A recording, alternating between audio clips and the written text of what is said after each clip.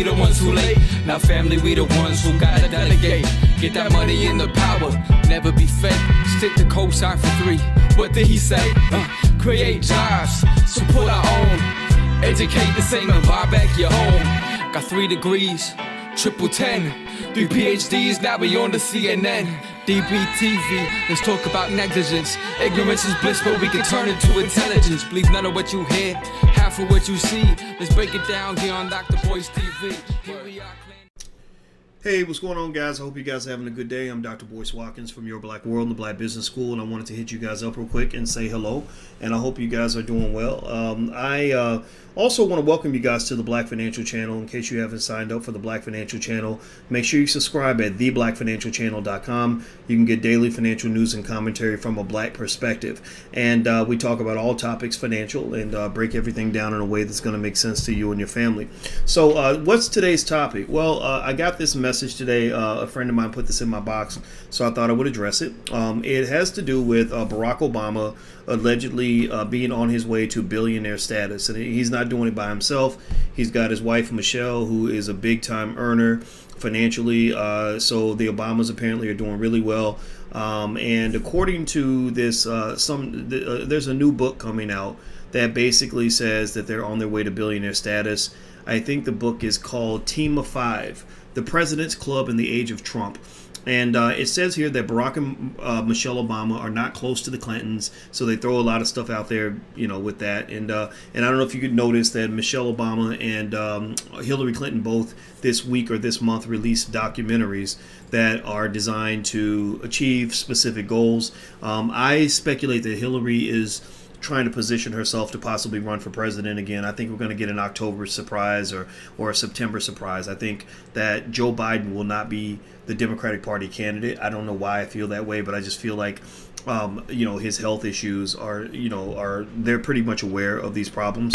And I wouldn't be surprised if at the last minute they tell you, Joe was sick, he can't do it. So by the way, we got Hillary Clinton here, And now, will Michelle Obama run? I don't know. I watched both of their documentaries in detail, and they were interesting. They were very interesting stories. I did a detailed analysis of Michelle Obama's documentary not too long ago. You can feel free to go check that out. So here's what the book is arguing. They're basically saying that the Obamas are on their way to becoming billionaires, which is good for them. I think that's great. I wouldn't say it's so good for the black community, because I can't sit here and pretend like the Obamas were great assets for the black community. I can't say that I can point to a lot of areas where the black community has benefited. See you soon, babe. All right, love you. Text me a list of things you need. Okay, got it. Okay. All right. All right. I can't say that the Obamas. I can't. When I look at their presence and what they really did substantively for black people, I didn't see a lot of improvement there. I lived a couple blocks from Barack, and I was just kind of fascinated by the fact that there were kids being shot a few blocks from his house, and nobody talked about it. But of course, maybe that makes me the crazy one for actually caring about black people. Even black people don't care about black people, which is one of the reasons why I think that you struggle as a community. And so anyway, but their strategy has worked. They got a lot of money coming in. I'm looking at this article here. Hot 97 kind of broke down some of the ways that the Obamas make money. They are making it rain since they left the White House. Let's see here. They said they entered the White House with a net worth of $1.3 million, which has grown to $40 million. They earned $400,000 per year when he was president. We know that stuff. He gets an annual pension of $200,000 a year. Also, reportedly, Obama gets paid as much as $400,000 for speaking engagements. He and Michelle Obama signed a book deal for over $60 million. They also reportedly earned $800,000 for 2 speeches at Northern Trust Corporation and the Carlyle Group, and a minimum of $1.2 million for 3 talks to Wall Street firms in 2017. So this really speaks to how money talks in this society.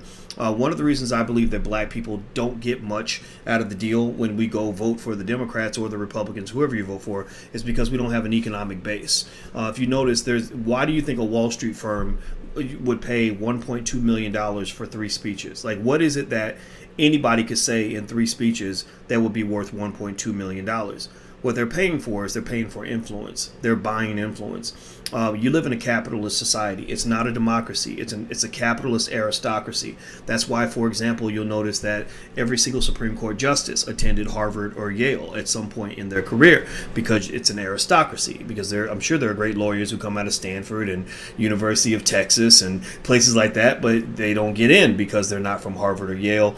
And also the money thing really drives everything. And so for black people, you're kind of these these very poor tools that are utilized for the acquisition of power for more powerful people. You're not actually people that I believe this system is designed to empower. So so the Obamas, what else did they say here? They said from 2015 to 2016, Obama earned $15.6 million in advances and royalties from his books, The Audacity of Hope and Of Thee I Sing, A Letter to My Daughters, and royalties from Dreams from My Father. In 2018, when speaking in Johannesburg for the 100th anniversary of Nelson Mandela, he admitted that he was surprised by how wealthy he has become.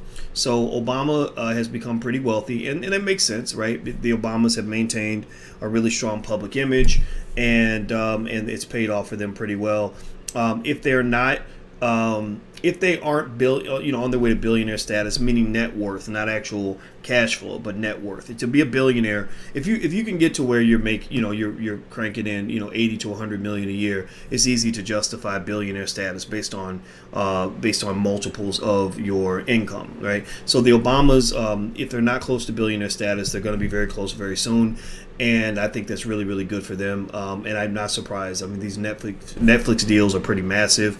I watched Michelle Obama's documentary really closely because I wanted to kind of see how she was positioning her brand, what she was seeking to do. And if you want to ask me what disappoints me a little bit, is that there are 1,000 problems I could name right now that are very serious right here in the South Side, West Side of Chicago, that I think the Obamas could help solve in a second. I think they have not just the resources, but the power, to really shine a light on some important issues. And unfortunately, that's just something that's not important to people. Most people don't think that black people matter, especially if you're poor and you're black. And so that's why, election after election, what I've noticed is that they love to trigger black people. I read through Joe Biden's Lift Every Voice plan for black people. And what I saw in the beginning was he was seeking to really trigger you by talking a lot about COVID and the disparities and the deaths of COVID. I believe that media is mass marketing those death disparities to get your attention, to get you to, get bug-eyed and slave scared, so that you'll feel that you have to make sure you show up and vote in order to deal with whatever. Or there are people that we also trigger by basically saying things like, if you're upset about the death of Ahmaud Arbery, go vote for the Democrats, and that's how you can keep this from happening. Well, I don't care who you vote for. These deaths are going to continue to happen because your community doesn't have a capital base and it doesn't have a way to fortify itself. If your community does not have any ability to fortify itself, protect itself, or have a capital base, then you're always going to be victimized. I don't care who you vote for, because we've been doing this. We every election we vote. Every election we put certain people in office. Every election we've done this. So what's going to be different about this one versus the last one and the one before that and the one before that and the one before that? And so what I would just say is, I'm not mad at the Obamas for taking advantage of people that want to be taken advantage of, but I'm also not mad at you for putting your people first, for putting yourself first. And that's where I stand. I'm B1. If you agree with me, put B1, hashtag B1 in the chat. B1 means black first. Black first. I read through Joe Biden's plan, and someone asked me, they said, well, give me your opinion on Joe Biden's Lift Every Voice plan. And I read through it, and it wasn't like it was a bunch of BS, but it you know what it was? Basically, he was saying, we have all these things we're going to do, and here are all the things that we're going to do anyway. Here are how all these things are going to benefit black people, right? So that's like me saying, look, I'll give you a ride to your house because I'm going in that direction anyway, and I can drop you off 10 miles from your house because I'm going south anyway. But that's very different from me saying, I'm going to go out of my way and drive you right to your doorstep. I'm going to drive to your house because I care about you, right? If I just say, well, I'm going that way anyway, you can ride in the trunk and I'll just throw you out on the street, 10 miles from your mama's house, so you can walk the rest of the way. That's not the same as me driving you to your house, right? So for black people, I think that what they still don't get, is that Black people have been uniquely targeted by racial mistreatment for a very long time. Black people have been uniquely targeted for highway robbery, for mass incarceration. We've been uniquely targeted in a million different ways that I can't even count. So in order to deal with the fact that we've been uniquely targeted for the last 400 years, we must be uniquely targeted for solutions. Uniquely targeted. So what's unique targeting? I'll give you an example. One thing Joe Biden talks about is he says we want to strengthen the Small Business Administration because that evil villain Trump, again, trigger word, right? They trigger you with the word Trump. Trump. Get Trump out of office, right? Stop talking to me about Trump. I want to talk about you. I want to hear about what you're going to do, not what you think Trump did or not the fact that you think Trump doesn't like black people. I don't think you like black people. So stop telling me about Trump. So they say, well, since Trump cut money from the Small Business Administration, we're going to increase the funding for the Small Business Administration, and that's going to help black people. Well, you were probably going to do that anyway because that's kind of a Democratic Party platform, right? Because there are health disparities and black people are dying more from COVID than anything else. Actually, COVID's not the number one killer of black people. It's probably not even top 10. There's about 10 other things that kill black people. So the reality is that when you tell me you're going to strengthen the healthcare system, well, you're doing what Democrats typically do. They tend to want things like healthcare for all and stuff like that, which I think is fine. But I want to hear about reparations. I want to hear you say we're going to allocate $2 trillion to pay reparations to the descendants of slavery, specifically and only to address the fact that the United States government for the last 400 years has stolen $15 trillion from black people, and we owe them a massive debt that can never be repaid. I want to see that. Right? I know that's not realistic. I know that can't get passed through Congress. I know that y'all too racist to do it. But I want to hear you say it. I want to hear you say my name. Like, don't tell me that I'm just going to do these things and I'm going to find a way to fit you in. And I think that's what they don't understand. All right? Right? So if you read through, Biden's plan, that's what you get. You kind of, get kind of the same stuff. I'm not saying you shouldn't vote for them, though. I'm not telling you not to do it. That's one thing I want to make 100% clear. I do not tell people what to do in the election. I do not tell you to vote. I do not tell you not to vote. But what they get mad at me for is that I don't line up with all the other people trying to pressure you into voting. I don't believe in pressuring black people into doing something that is against their interest. I don't believe in pressuring black people into doing something that they're not comfortable doing. I don't believe in pressuring black people into doing something that they have logically concluded does not work for them. So if you want black people to vote, then okay, show some data, show some proof, show some statistics that really show that all these issues, that we're not going on a downward trajectory. We're going on a downward trajectory. When I can go to, a mile away from the president's house and point to 1,000 atrocities that he never ever addressed as president, never even spoke about it. But yet, you're telling me about something that happened somewhere else or something with some illegal immigrants or something that doesn't relate to me. Let the illegal immigrants put you in office. Let them vote for you. I guess they obviously love you. You're fighting for them harder than you're fighting for black people. Then cool. Let them be your support base. So, and I bring all that up also because the thing is that they need you. They need you. They can't have power without you. So Michelle Obama understands that. Michelle Obama mentioned in her documentary, she took the time out to mention how disappointed she was that black people didn't vote in the last election. And that language, I'm not going to say I was offended by that language. I wasn't offended because I expected. But that language is abusive language. That's the language of an abuser. And why do I say that? Well, because what an abuser will do is an abuser will point to what you did without taking a single second to talk about what they did to cause you to do what you did, right? An abuser is the kind of guy who will say, you left the household and you abandoned your children, and now the kids ain't got nothing to eat. I can't get them dressed for school. You abandoned the family. The abuser will do that, and he'll make you feel guilty about that. But the abuser will not once take a second to acknowledge that maybe the reason you had to leave the family is because he was beating your ass every day, or he was neglecting you or mistreating you in a horrible way. So that abusive language is a reflection of a lack of respect, and that's where they need to stop that. They just need to stop that. So the Obamas, I'm happy for them. I'm happy you got your Netflix deal. I'm happy white women love you all over the world. I think that that's great. Good for you. But when you come back and you start talking about black folks, I'm going to have to talk about you. I'm going to say, what did you do to even earn the right to come in and act like you can tell black people what to do. When you're telling black people, why didn't you vote? You need to vote. Where did you earn the right to do that? Some of us are enamored with the whole King Obama thing. Some of us, feel like, oh my God, Obama's Jesus and I must do what he says. But there are a lot of free-thinking black folks who are like, no, we're not going to do what you say just because we'll listen. Maybe we'll listen to a Farrakhan or somebody because he puts it on the line for black folks. He talks about those who don't have a voice. The Nation of Islam is representing communities that Obama would never go into. So maybe if Farrakhan said everybody should do something, people will be more apt to listen.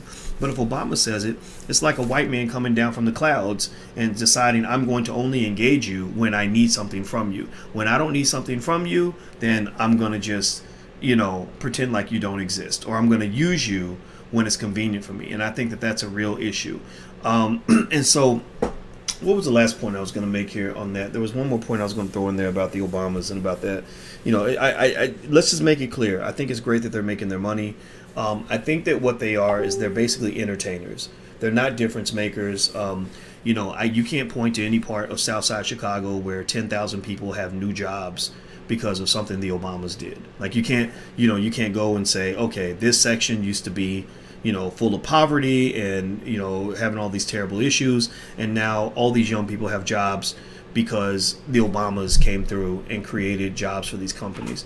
Also, remember this too. Another way you can tell whether or not people are serious about black people is whether or not they're willing to sit down and have conversations with serious black people to come up with serious solutions. So when you have somebody like, say, a Dr. Claude Anderson, who's loved and respected by black people everywhere because he loves black people so much and he's worked so hard to come up with solutions, and all these people are afraid to talk to him, they're afraid to even sit down and listen to somebody like that, that tells you that they ain't serious. If you go back to the Obama presidency, I followed him for 8 years very, very closely because I had a lot of hope in him too. I believed in him. I was voting for him before black people were voting for him. Seriously, I really was, because I was like, yeah, okay, maybe this guy's the real deal. But the thing about Obama that's interesting is that the whole time, the whole conversation surrounded things like black unemployment. And I still remember that the only time he would ever even address black unemployment, when they forced him to address it, he would sit down and talk to somebody like Al Sharpton, who basically was his yes man on the street. He was his yes man that would corral black people to allow them to use black people to stay in office, but not necessarily to serve black people. So my thought was, if you're really trying to solve a serious economic problem, you would be talking to serious economic people. If you're not talking to serious economic people, then you're not trying to solve a serious economic problem. If I want to solve an economic problem, I talk to an economist. I don't go talk to a preacher with a perm and invite him to the White House 75 times. Al Sharpton would be good to know where to go to get your hair done. He would be good if you needed somebody to come give a sermon. But he's not the guy you need to talk to about advanced economic theory that's going to allow you to formulate solutions that's going to close the wealth gap and allow for black people to have true economic possibility in this country. So, I know people get mad when I talk about it. I know people get mad because, unfortunately, we have a segment of our community that is deeply invested in hero worship. We get to the point where we just don't want to question anything or anybody, and we believe that either you love somebody and you believe everything they say, or you must hate their guts. And it really, it does bother me when people say, oh, you hate Obama because you, or they'll say something stupid like, oh, you must be a supporter of Trump. That tells me you're not intelligent enough to have this conversation, because you're making this about Democrat versus Republican. Smart black people are able to transcend that, Democrat Republican divide sort of thinking. They're able to transcend that. They're able to sort of see the big picture and understand, like, this ain't about being pro-Trump, anti-Trump, pro-Obama, anti-Obama. It's about being pro-black people. It's about being B1. It's about putting black people first. It's about caring about your community, number one, and respecting those who do the same. The Obamas are not people that put the black community first in their agenda. They will carry their blackness on their skin. They will use their blackness when it comes to referencing things like entertainment. They will use their blackness when it's very safe to do so. But everybody wants to be black until it's time to really be black. So everybody wants to be black until it's time to really solve black problems. Everybody wants to be black until it's time to be controversial. Everybody wants to be black until it's time to talk about black people being shot by the cops. Everybody wants to be black until it's time to talk about the massive black unemployment. Everybody wants to be black until it's time to talk about all the death and decay and destruction in our community. Everybody wants to be black until you talk about all the black families that have been destroyed through mass incarceration. Everybody wants to be black until it's time to really deal with and address serious issues in the black community. So if you pay attention with the Obamas, and if the Obamas were watching this is what I would say to their face, because I hate having to do this, because my fiance is an alumnus of the University of Chicago, where Barack and Michelle both worked and both taught and all this other stuff. And she met Michelle, and she said she's really tall, she's very nice, and she's really tall, right? And that's all she said, But so the Obamas are nice people. I live a couple blocks from them in Chicago, but at the end of the day, man, it's like, come on, what are you doing? Like, what is this? Like, what is this crap? Like, you've got like scenarios where there is literally something massive and traumatic that the whole black community is talking about. Somebody gets shot in their house by the cops. The whole community is talking about it, and you're tweeting the fact that you love the Beatles and think that white girls are fun or whatever, right? Like literally, if you look at Obama's Twitter, it's about the most pussy ass shit that you've ever seen in your life. It really is. It's very watered down. It's very very lame. It's very safe. It's very like, I don't want to mess up my Netflix deal. I don't want to mess up my situation with white folks. And then when black folks come up, it's maybe you're going to rap a couple lines from a Jay-Z song, because they compare themselves to Jay-Z and Beyonce. And I told you guys that that's one of the things you black people got to stop doing, all of us as a community. Stop comparing yourself to these damn entertainers. Stop looking up to these empty-headed, shallow-ass people, because that's why you're not getting nothing done. Because you're focusing on all the wrong things. You're focusing on this false status. You're focusing on this blatant, ridiculous materialism. And you're also becoming white supremacists, because most of these celebrities got their power by gaining favor with white folks. So because white folks have put them on a crown, or put a crown on their head and put them up on a pedestal, you look up to them and say, oh, Lordy B, I want to be just like you. Well, what did they really accomplish other than getting white people to love them? Like, that's really it. That's all they did. Do you know how many really amazing black people there are out here that you never talk about, that you never give proper respect to, that your kids don't even know about, because these black people actually had the courage to stand up to the bully? Do you understand how backward that makes you as a community, that your children know everything about George Washington and Abraham Lincoln, but don't even know the name of Marcus Garvey? I mean, you should be ashamed of yourself. Seriously, your children don't even know who Marcus Garvey is? And Marcus Garvey stood up to the man. He stood up like nobody's business. They locked his ass up because he stood up to them. But you'll look down on him. You say, well, I don't want to be like that Negro in prison. I want to be like that Negro over here who's shining, who driving a fancy car, who got the Netflix deal, y'all. That's go ahead, y'all. Go ahead, Barack. Man, it's silly. It's absolutely silly. So this is not, if you like nice stuff, I'm not saying that you shouldn't like nice stuff. If you want to be famous, I'm not saying you shouldn't want to be famous. Whatever success means to you, I applaud that. I hope that you get it. But I think that we got to sort of figure out what the boundaries are and what the expectations are for our public figures and our celebrities. The Obamas are able to kind of rampantly parade themselves as this black royalty because you have no standards. Literally, like, you can't name a single goddamn thing that the Obamas in their existence has really truly done for the community in a substantive way. What battle have they really fought? Sure, they went and sat in the White House for 8 years. A white guy could have done that same damn job. A White House could have painted they painted the White House gay, right? A white guy could have done that, right? They put all the little gay colors up or whatever. A white guy could have done that. Seriously. So I'm just saying, like, what are your standards? That's what I'm asking you to do. Is I don't care what your standards are. I just want you to figure out what your standards are going to be, and stick with that. Because I think the Obamas becoming billionaires, just that doesn't do anything for much of anybody other than them. Their kids get to go off to white universities and make lots of money and go to Wall Street or whatever they choose to do. They get to be white people. They get to be honorary white people. That's what they get to become. So what does that do for your community? What does that do for the chaos and dysfunction that you have to deal with?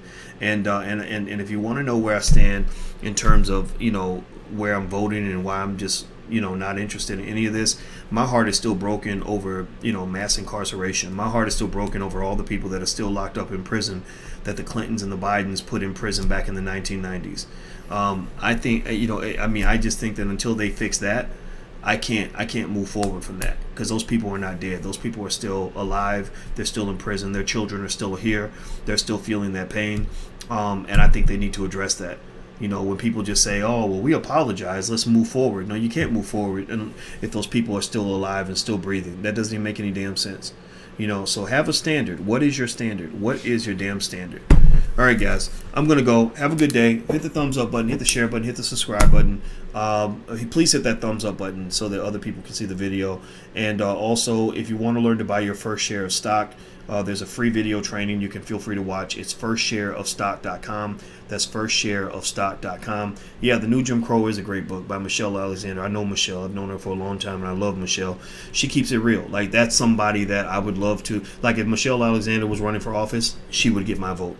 And because she's a person of substance. She's not a person that's into flashy shit. Like, she doesn't care that she's a celebrity because she wrote some famous book. Like, she's really in there ready to get dirty and ugly with it on behalf of the people that she cares about. And I can confirm this because I've talked to her directly. Those are the types of people that you want to ride with. These fake celebrities who want to just sort of fluffily make everybody happy and live in Martha's Vineyard in a mansion. Those are typically not people that are really going to go to war with you because they're too busy trying to keep up the payments on the Bentley. Right, so that's just my 2 cents. Cynthia McKinney, that's another one. Ride or die. Cynthia McKinney would take a bullet for black people. That's another person I would vote for president. Seriously. So anyway, I'm going to go. So like I said, firstshareofstock.com if you'd like to learn to buy your first share of stock. Also, don't forget we're doing Black Movie Night very soon. We're going to watch Resurrecting Black Wall Street, directed by Dorian Chandler. So if you'd like to join us on Black Movie Night, we're building a black movie industry. We really, really need your help, and we really want to help you also by allowing you to pick directors from your community and make them famous. And so we want you to be involved and engaged. We want you to hit to share the links on your social media, because we're building a movie industry. And my goal is within the next 3 to 5 years, I want us to be able to raise the money and fund $1 million picture in our community, a $1 million movie that we can put out that's made by black people for black people. It's not a big goal compared to all the big money they spend in Hollywood, but it's the beginning. It's a seminal step toward the development of what I think will eventually be a multi-billion, maybe multi-trillion-dollar industry. So let's go hard. We can use your help. blackmovienight.net. That's blackmovienight.net, not .com, .net. So join us, and it's always fun, and it's pretty awesome. So just go to blackmovienight.net and sign up, and you can check it out. All right, guys, I'm out of here. Have a good day. Love you. See you soon, and take care. Peace.